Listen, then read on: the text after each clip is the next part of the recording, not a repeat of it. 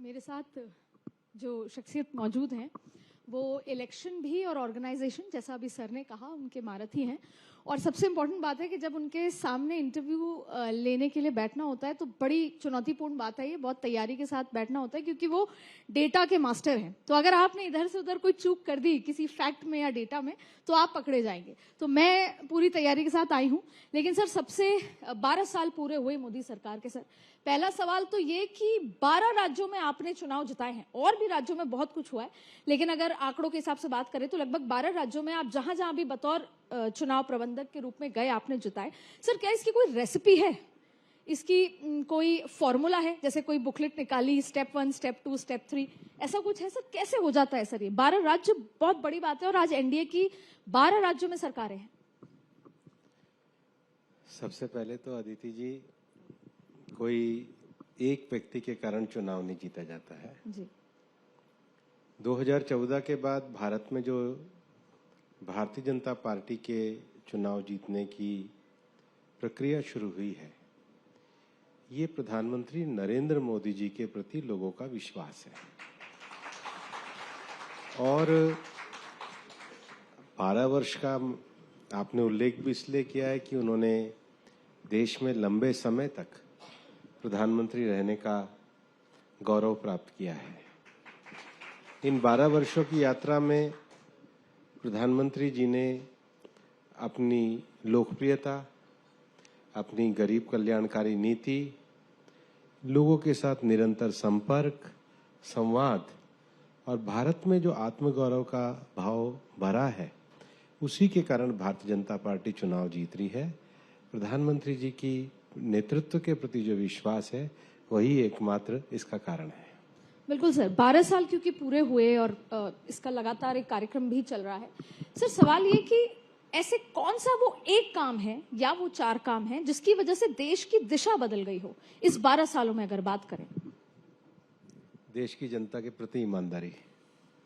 Sir, कोई ऐसे बड़े फैसले या ऐसा कोई बड़ा बिल या ऐसा कोई, जैसे 370 फैसले ईमानदारी से लिए गए जी। सबसे पहले तो आप देखिए 2014 में उस समय की जो तत्कालीन प्रधानमंत्री जी की सरकार थी, यूपीए की सरकार थी, तो एक तो 12 साल में यूपीए ही नहीं रहा जी। मतलब नई फर्म आ गई इंडी, पुरानी तो चली ही गई। क्यों ऐसा हुआ? क्यों उनको 12 साल में अपना नाम बदलना पड़ा? क्योंकि यूपीए सरकार की जो पॉलिसी पैरालिसिस थी, उसको 12 साल में प्रधानमंत्री जी ने खत्म करने का काम किया, खत्म करने का। और देश की जनता के हित में अगर आप देखेंगे तो हम एक संविधान, एक विधान की बात करते थे, लेकिन 370 को समाप्त नहीं करते थे। हम मजबूरी करा करते थे कि हम 100 रुपया ऊपर से भेजते हैं, 85 रुपया रास्ते में रह जाता है, लेकिन डीबीटी जैसी स्कीम को, टेक्नोलॉजी का भी प्रभाव अभी आया है। मैं कहूँ 2000 के पहले टेक्नोलॉजी थी तो ये व्यवहारिक नहीं होगा, लेकिन टेक्नोलॉजी आने के बाद उसका प्रशासन के लिए इस्तेमाल करना, 100 रुपया ऊपर से किसान सम्मान निधि में बेचना, नीचे तक 100 रुपया जाना, अनेक ऐसी योजनाएं थी जो वर्षों से लंबित पड़ी थी, जिसमें निर्णय नहीं होता था। अब ईआरसीपी योजना क्या थी? और बहुत पुरानी बात भी ना करें तो अशोक गहलोत जी मुख्यमंत्री थे, कमलनाथ जी मुख्यमंत्री थे, पर मध्य प्रदेश और राजस्थान का तो समझौता नहीं हुआ था। लेकिन जैसे ही भजनलाल जी आए, मोहन यादव जी आए, तो ईआरसीपी योजना आज लागू हो गई। केन बेतवा लिंक योजना क्या थी? आप देखिए कि हमारा उत्तर प्रदेश और मध्य प्रदेश का एक बड़ा भूभाग जो परमानेंट सूखे का शिकार था, कितनी पुरानी योजना थी? लगभग 30-35 साल पुरानी योजना थी जी। आप 12 वर्षों में राज्यों को साथ लेकर के अगर देखेंगे तो प्रगति जैसे पोर्टल के माध्यम से भारत सरकार ने 119 से ज्यादा तो बड़े प्रोजेक्ट्स थे जो केवल इसलिए लटके थे कि आपस में बात नहीं होती थी। टेक्नोलॉजी का प्रयोग करके पीएम गति शक्ति जैसा पोर्टल लाया गया, हमारे मंत्रालय में परिवेश जैसा पोर्टल लाया गया। लेकिन ये सारी प्रगति करते हुए भी लक्ष्य क्या? कि देश के गरीब का कल्याण हो, गरीब को राशन पहुंचे, गरीब के यहाँ शौचालय पहुंचे, गरीब के यहाँ आवास पहुंचे, गरीब के लिए मतलब जो सुविधाएं चाहिए, आयुष्मान जैसी सुविधा चाहिए, सामाजिक सुरक्षा की योजनाएं हैं, ये नीचे तक पहुंचे। और जब हम जेंडर जस्टिस की बात करते हैं तो कार्यस्थलों पर महिलाओं की सुरक्षा का विषय है, मुस्लिम महिलाओं के 3 तलाक जैसे विषय हैं, महिलाओं को आर्थिक रूप से सक्षम बनाने के लिए लखपति दीदी जैसी, मतलब लखपति आदमी शहर आके नहीं बन सकता है, ग्रामीण क्षेत्र में रहने वाली महिला भी लखपति बन सकती है। ये शासन का सोच है। और फिर बिजनेस करने जाते थे तो लगता था कि हम बिजनेस करने जा रहे हैं या क्रिमिनल बनने जा रहे हैं। तो जन विश्वास बिल ला करके जो डीक्रिमिनलाइजेशन करने का काम किया, 59 लेबर कोड को एकीकृत करके जो 4 लेबर कोड बनाने का काम किया, तो ईज ऑफ डूइंग का पैमाना हो, ईज ऑफ लिविंग का पैमाना हो। और सबसे बड़ी बात है, कोई इंडस्ट्री में अगर घाटा पड़ता है तो हमने आईबीसी जैसा लॉ लाए कि भाई इंडस्ट्री को बंद मत करिए, उसके रेजोल्यूशन मैकेनिज्म को आगे बढ़ाइए। स्मार्ट सिटी बनाने की बात हो, आदर्श गांव बनाने की बात हो, इंफ्रास्ट्रक्चर बनाने की बात हो, मेडिकल शिक्षा को बढ़ाने की बात हो, भारत का निर्यात बढ़ाने की बात हो, विश्व में भारत का नेतृत्व की क्षमता बढ़ाने की बात हो, और सबसे बड़ी बात फ्रेजाइल 5 से हमारी इकोनॉमी को निकालकर दुनिया की 5 बड़ी अर्थव्यवस्थाओं में शामिल करने का काम हो। ये 12 वर्ष के प्रधानमंत्री जी के संकल्प का परिणाम। और इसमें डिजिटल इंडिया का भी योगदान। लेकिन आपने एक बात कही कि यूपीए अब रहा ही नहीं और इंडी गठबंधन में बिखरा हुआ है, तो जिन जिन ऐसा हुआ, आपने चुनाव, मैंने बात नहीं कही, मैंने फैक्ट बताया है। तो सर उसी फैक्ट के लिए एक बात कही जाती है कि पहले आप सिर्फ चुनाव में विपक्ष को हराते थे, अब जब चुनाव जीत के बीजेपी आती है तो विपक्ष को चित कर देती है। तो बात यह है कि पहले बीजेपी का ये नारा था कि कांग्रेस मुक्त भारत, अब ऐसा हो गया है कि विपक्ष मुक्त हो गया है, विपक्ष बचा ही नहीं है, और उसमें बीजेपी की रणनीति है अलग अलग तरीके से। और आप भी जहां जहां प्रभारी रहे, जैसे महाराष्ट्र हुआ, बंगाल हुआ, अब वहां विपक्ष रहा ही नहीं।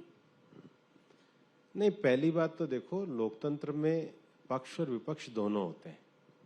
हम कोई अधिनायकवादी देश में नहीं है भाई, हम एक बहुदलीय व्यवस्था में शासन करते हैं।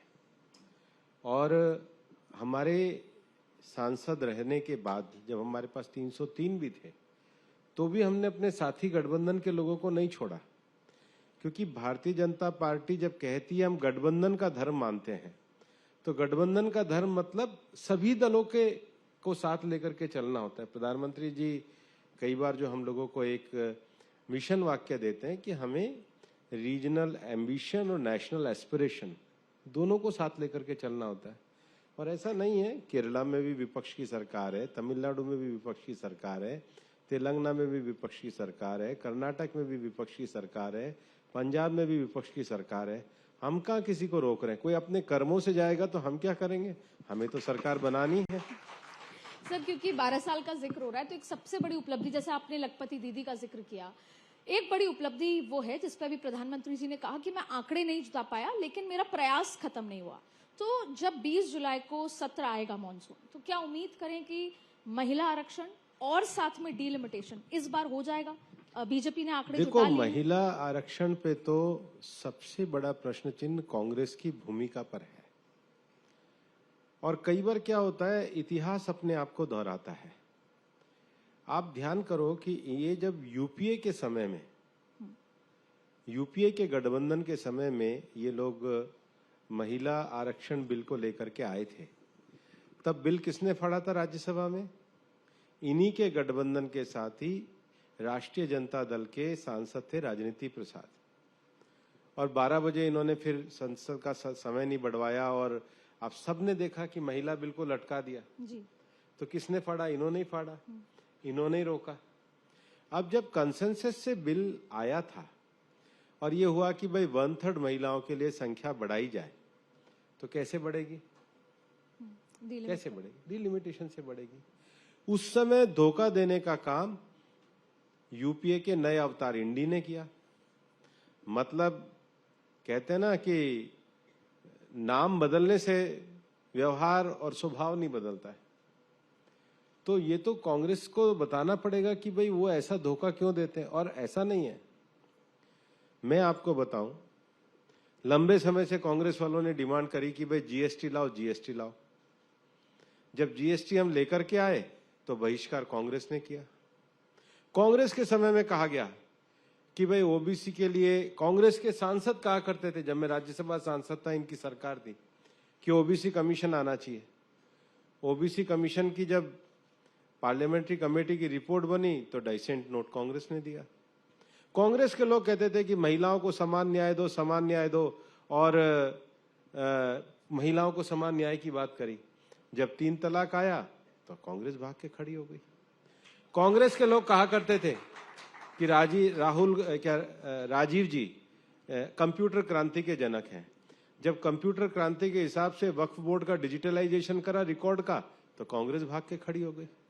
कांग्रेस के समय की रिपोर्ट है कि नया संसद भवन बनना चाहिए। जब नया संसद भवन बना तो बहिष्कार करके कांग्रेस चली गई। और सबसे बड़ी बात है, कांग्रेस जो हमको कहती है, हमारा तो गठबंधन का धर्म है, हम अपने गठबंधन धर्म में हम 303 लाए तो भी अपने सदस्यों को साथ रखा।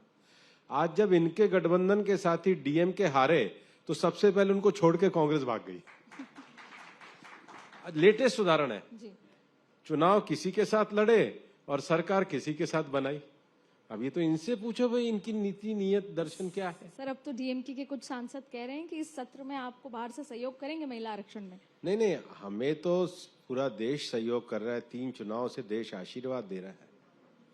आज के दुनिया के इस दौर में जब लोकतांत्रिक नेता 2 से 3 चुनाव नहीं जा पाते, ऐसे में लोकतांत्रिक रूप से एडमिनिस्ट्रेटिव हेड रहना 25 साल, उसमें 12 साल भारत के लोकतंत्र के सबसे लंबे प्रधानमंत्री रहना, ये प्रधानमंत्री जी की लोकतंत्र के प्रति विश्वास, जनप्रियता और मैंने फिर कहा है ईमानदारी से शासन, ये उसका समर्थन। सर, आपने अभी कुछ बातें कही, तो उनमें से कुछ बातें हमने विपक्ष से पूछी कि भाई ये ड्यूअल पॉलिसी क्यों महिला आरक्षण को लेकर। तो एक बात कही गई, मैं वो समझना चाहती हूँ।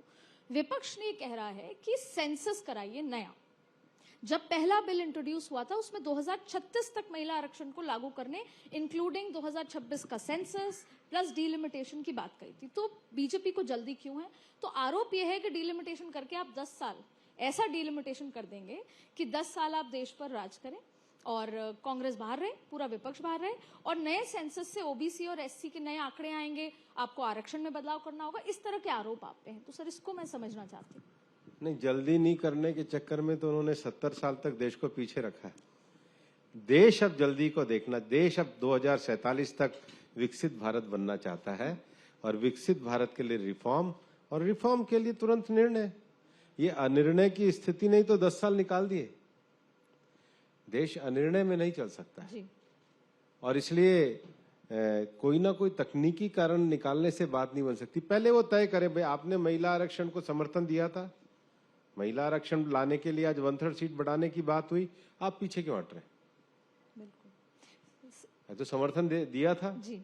आप इतना बड़े चैंपियन बनते हैं, आप पीछे क्यों हट रहे हैं? सर, वो कह रहे हैं 543 कर देंगे तो हम साथ आ जाएंगे।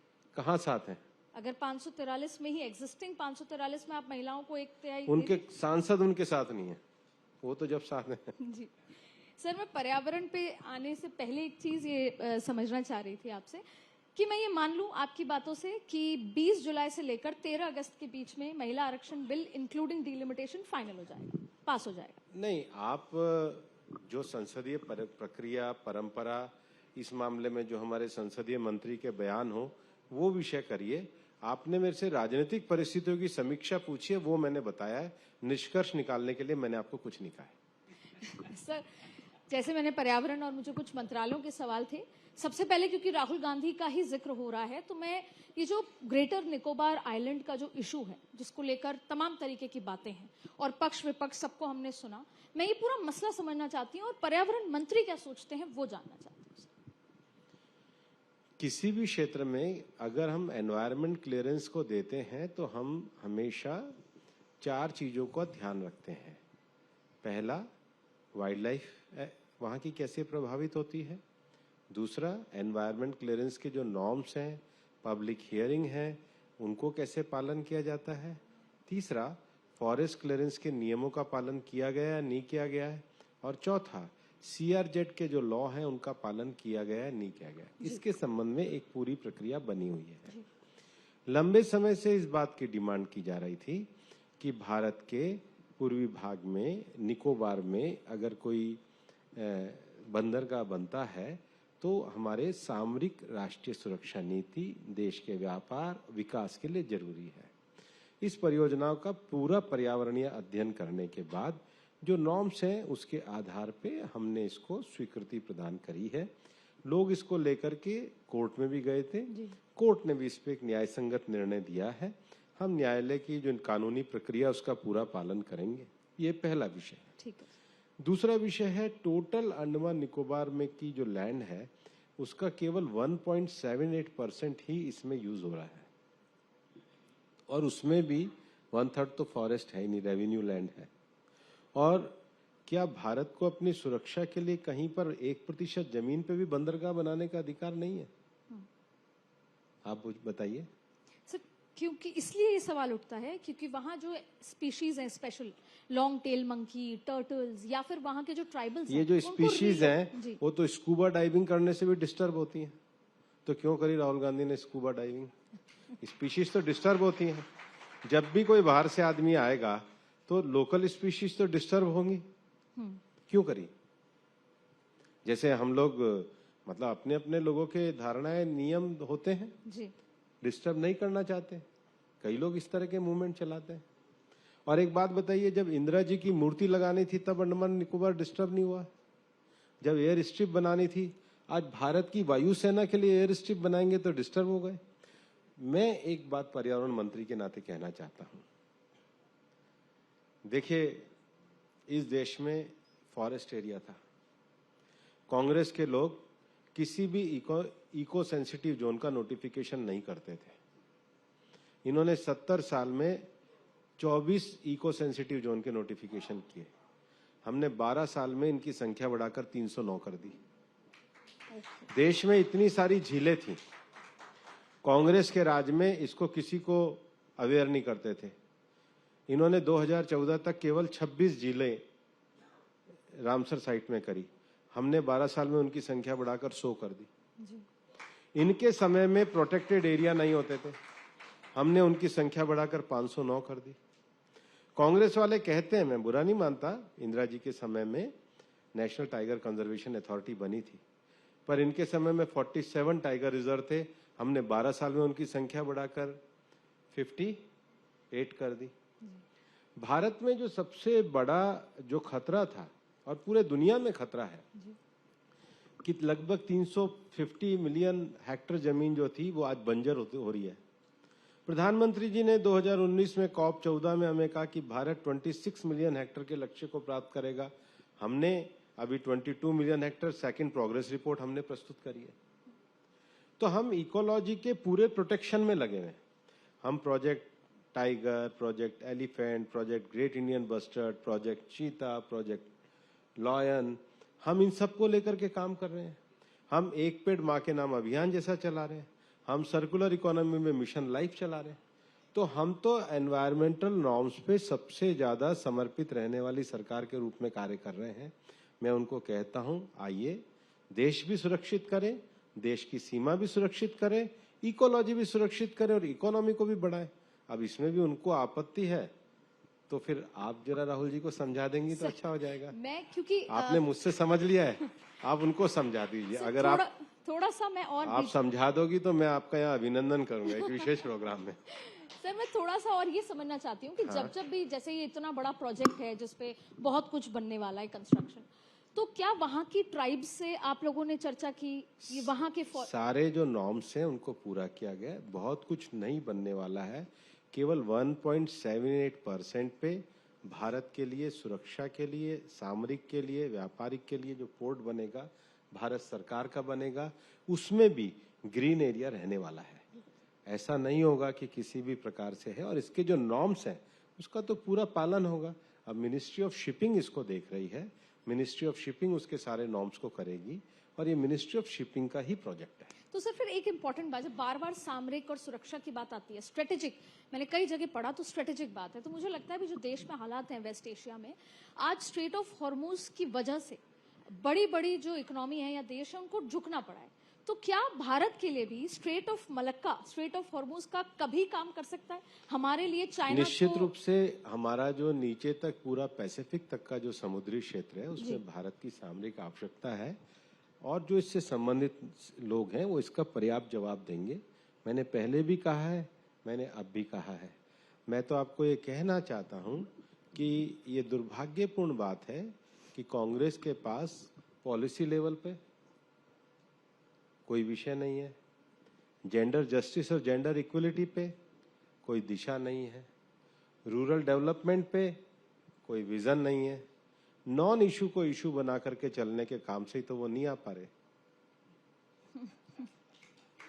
सर, आप एनडीए सरकार के बहुत इंपॉर्टेंट विभाग के मंत्री हैं, कभी आपको ऐसे चुनौती लगती है कि एक तरफ तो सिर्फ विकास का एजेंडा है, भारतीय जनता पार्टी जिस राज्य में भी जाती है विकास की बात करती है, आपने भी बहुत सारी बात बताई, लेकिन दूसरी तरफ पर्यावरण को बचाना। मैं कुछ बातें कहूं, वापस हम सितंबर की ओर बढ़ रहे हैं, जहां दिल्ली एनसीआर ये बार बार बात करेगा कि यमुना साफ हुई क्या, हवा साफ नहीं है, बार बार पूरी दुनिया कैपिटल न्यू दिल्ली को ये बात करती है। दूसरी तरफ विकास की चुनौती है, तीसरी तरफ आपने अरावली को ग्रीन बेल्ट के लिए भी वो काम लगातार चल रहा है। आपको लगता है ये बैलेंस बहुत डिफिकल्ट है विकास और पर्यावरण के बीच में बनाना? सब मिलकर के सहयोग करे तो कोई दिक्कत नहीं है, सब सहयोग करे इसके लिए हम प्रयास करते रहते हैं। तो सर फिर मैं समझना चाहूंगी, दरअसल देखिए हम जब बड़ी जमीन की बात करते हैं कि सबसे ज्यादा आर्मी के पास है या रेलवेज के पास है, फिर हम फॉरेस्ट की बात करते हैं, तो अगर कोई बिल्डिंग भी बनती है तो भी पर्यावरण को नुकसान होता है। तो फिर मैं समझना चाहूंगी जो हमारा टारगेट है नेट जीरो का, वो कैसे पूरा होगा सर? सवाल नुकसान का नहीं है जी। भारत ने नेट जीरो की एक योजना बनाई है जी। और नेट जीरो 2070 का हमने लक्ष्य किया है। दुनिया को जो पहला नुकसान है वो जो एनर्जी सोर्स के लिए जो हम लोग रिसोर्स का इस्तेमाल करते हैं और इंडस्ट्रियल डेवलपमेंट के कारण जो कार्बन स्पेस को हम घेरते हैं उसमें कैसे ग्रीन टेक्नोलॉजी को लाया जाए, वो पहला विषय है। जी। दूसरा, हमारे जो भविष्य के बनने वाले शहर हैं वो ज्यादा ग्रीन हो और एनर्जी को कम कंज्यूम करे, उसके लिए क्या किया जाए। तीसरा, जो हमारे यातायात के साधन हैं उनमें उनसे जो कार्बन एमिशन होता है उसको कैसे कम किया जाए। चौथा, जो बायोडाइवर्सिटी का जो एक तरीके से इम्बैलेंस है उसको कैसे बचाने का काम किया जाए। और पांचवा भी एक विषय है कि धरती का जो बंजरीकरण हो रहा है, डेजर्टिफिकेशन हो रहा है। अब मैं आपको बताना चाहूंगा कि जहां तक एनर्जी सोर्स की बात है, आपने खुद ने अभी इंटरनेशनल एनर्जी एजेंसी की जो रिपोर्ट आई है कि हम फॉसिल फ्यूल की जगह जो ग्रीन एनर्जी, सोलर एनर्जी पे जा रहे हैं। प्रधानमंत्री जी के नेतृत्व में हमने इंटरनेशनल सोलर अलायंस जो बनाया है, तो आप ये देखेंगे कि उसके कारण आज हम अपनी क्षमता का 50% रिन्यूएबल एनर्जी से ले रहे हैं। ये 10 सालों की उपलब्धि है। ठीक है। स्मार्ट सिटी को हम बना रहे हैं। आप मेट्रो के विस्तार की तुलना देखिए, आप BS4, BS6 व्हीकल को देखिए, आप EV व्हीकल को देखिए, इसमें हम कैसे तेजी से आगे बढ़ रहे हैं। हम सॉलिड वेस्ट मैनेजमेंट रूल को लेकर आगे बढ़ रहे हैं। हम कंस्ट्रक्शन एंड डेमोलिशन रूल्स को लेकर के आगे बढ़ रहे हैं। हम सर्कुलर इकोनॉमी में ई वेस्ट से लेकर काफी सारी चीजों को लेकर के आगे बढ़ रहे हैं स्मार्ट सिटी में। तीसरा, अगर आप बायोडायवर्सिटी लॉस को भी देखेंगे तो हमने देश में 2.5 लाख गांवों में बायोडायवर्सिटी रजिस्टर बनाने का काम किया है। उसके साथ ही साथ डेजर्टिफिकेशन को लेकर अभी हमने जो रिसेंटली जो प्रोग्रेस रिपोर्ट हमने दी है कि भारत ने जो 26 मिलियन हेक्टेयर जमीन के बारे में लक्ष्य तय किया था, उसमें 21.75 मिलियन हेक्टेयर जमीन को हम वापस से डेजर्टिफिकेशन से रेस्टोर कर पाए हैं। हम प्रधानमंत्री कृषि सिंचाई योजना है ना, उसके बाद अमृत सरोवर योजना, वाटर बॉडी मैनेजमेंट, अपने जो नेचुरल रिसोर्सेज हैं उसकी जियो टैगिंग, उन सारे काम को हम कर रहे हैं। और इसलिए समग्र रूप से जो हमने नेट जीरो के 2070 का लक्ष्य रखा है, उसमें whole of the government approach को लेकर के हम आगे बढ़ रहे हैं। सर, आप खुद भी इलेक्ट्रिक गाड़ी का ही इस्तेमाल करते हैं। यहाँ बैठे सभी लोगों को अगर आपको एक कोई टिप देनी हो कि कैसे हम खुद भी कोऑपरेट करें एनवायरनमेंट के लिए, तो क्या करना चाहिए? एक ऐसा काम जो हम सब करें तो शायद 10 साल बाद कुछ बेहतर हो पाए। प्रधानमंत्री जी ने जो मिशन लाइफ का लक्ष्य दिया है, उसका पहला डायमेंशन है सेव एनर्जी, दूसरा डायमेंशन है सेव फूड, तीसरा डायमेंशन है सेव वाटर, चौथा है ई वेस्ट रेस्ट्रिक्शन, पांचवा है सॉलिड वेस्ट मैनेजमेंट, छठा है ban of single use plastic और सातवां है हेल्दी लाइफ स्टाइल। ये 7 बातें अपने जीवन में जितनी अपना लें तो एनवायरनमेंट सुधर जाएगा। और एक पेड़ माँ के नाम अभियान में सब धरती माता के प्रति और अपने माँ के प्रति कृतज्ञता, ग्रेटिट्यूड के लिए एक पेड़ माँ के नाम जरूर लगाएं। एक इम्पॉर्टेंट बात मैं आप लोगों से साझा करना चाहती हूँ, बड़ी उपलब्धि के तौर पर है। सर अलवर से आते हैं और सिरस्का टाइगर रिलोकेशन के 18 साल पूरे हुए हैं। मुझे याद है एक समय ऐसा था, मैंने कई बार कवर भी किया, जब वो समय कांग्रेस का था। कांग्रेस की था। हाँ। एक भी टाइगर नहीं था। रणथंभौर से एक टाइगर को सिरस्का में लाया गया और उसके बाद ऐसे कई प्रयोग फिर बाद में हुए। सर आज 52 टाइगर है। सर कैसे सर इस उपलब्धि को देखते हैं? 12 साल की उपलब्धि है। बिल्कुल सर, एक बात है, मैं आ रही थी जब सुबह तो इधर उधर बात की तो सपा के मतलब अखिलेश यादव के इर्द गिर्द लोगों से बात करते हैं तो वो कहते हैं कि हमने अपने सांसदों को वार्निंग दी है कि भूपेन्द्र जी के घर के आसपास से भी नहीं निकलना है। सर तो मैंने कहा ऐसा क्यों? तो बोले अब बस हमने उनको कहा है कि उसके आसपास से भी नहीं निकलना। सर ऐसे महाराष्ट्र में भी वार्निंग दी गई है। सर कैसे देखते हैं सर इसको? मुझे नहीं पता आपका प्रश्न है या कॉम्प्लीमेंट है। सर एक इम्पॉर्टेंट बात यह है कि राजस्थान में अच्छी सरकार चल रही है। जब भी कभी लोकसभा स्पीकर आप और भजनलाल जी एक साथ बैठते हैं तो ये चर्चा बहुत तेजी से राजस्थान में उठती है, जैसे कल भी हुई कि कुछ बड़ा डेवलपमेंट राजस्थान में होने वाला है। हम तो आज से नहीं बैठ रहे हैं, बैठने के 25 साल के हो गए हैं तो हो सकता है हम 25 साल का दोस्ती का साथ बैठे इसलिए बैठ गए हो। तो इसीलिए सर वो खुशी से चर्चा होती है कुछ बड़ा होने वाला है। सर कुछ नहीं है, सब आराम से चल रहा है जी। देश माननीय प्रधानमंत्री जी के नेतृत्व में आगे बढ़ रहा है। आप लोग देश में ब्रेकिंग न्यूज को छोड़ दो तो एनवायरनमेंट देश का भी ठीक हो जाएगा। सर एक एक्चुअली क्या है, इसकी चिंता कांग्रेस में ज्यादा है। जब आप तीनों कल बैठे तो एक चर्चा हुई कि भाई शायद अशोक गहलोत हो, सचिन पायलट हो, उनको कोई बड़ी जिम्मेदारी अगर मिलती है राजस्थान में तो बीजेपी भी उसकी तैयारी कर रही है कि संगठन को कैसे तैयार करना है। ऐसा कुछ है, कुछ बदलाव कि अगर अशोक गहलोत, सचिन पायलट, डोटासरा जी कोई कुछ करे या बड़ी जिम्मेदारी आती है तो बीजेपी कमर कस रही है? ऐसा है कि मैं राजस्थान के कांग्रेस के मित्रों को कहूंगा, उनको खुद ही एक दूसरे का पता रहता है किसको मिल रही है तो दूसरे का बयान आ जाता है। जी सर। तो एक बात सर इस तरह से कि आगे ऐसा कौन से वो 5 काम हैं जो आपको लगता है कि नरेंद्र मोदी सरकार के आने वाले समय की अगर वो उपलब्धि पूरी नहीं हुई तो फिर सब व्यर्थ है? कोई ऐसे काम जो होने जरूरी हैं, जो सपना कभी आरएसएस या उससे पहले देखा गया होगा, वो 2-3 ऐसे काम जो होने जरूरी हैं और नरेंद्र मोदी करके रहेंगे?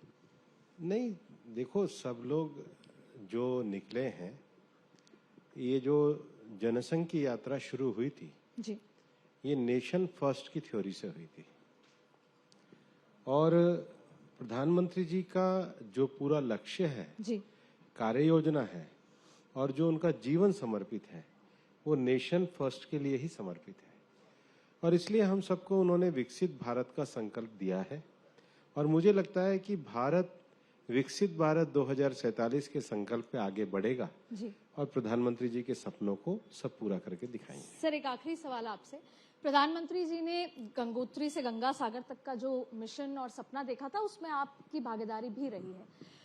तो सर अगर 20 साल बाद आपको कोई याद करे तो आप क्या चाहेंगे कि वो व्यक्ति, वो नेता, राजनेता जिन्होंने भारतीय जनता पार्टी में चुनाव जिताए हैं या फिर जिसने भारत का पर्यावरण बचाया है, कैसे याद किया जाए? मेरा योगदान एक गिलहरी जितना है उतना ही रखो।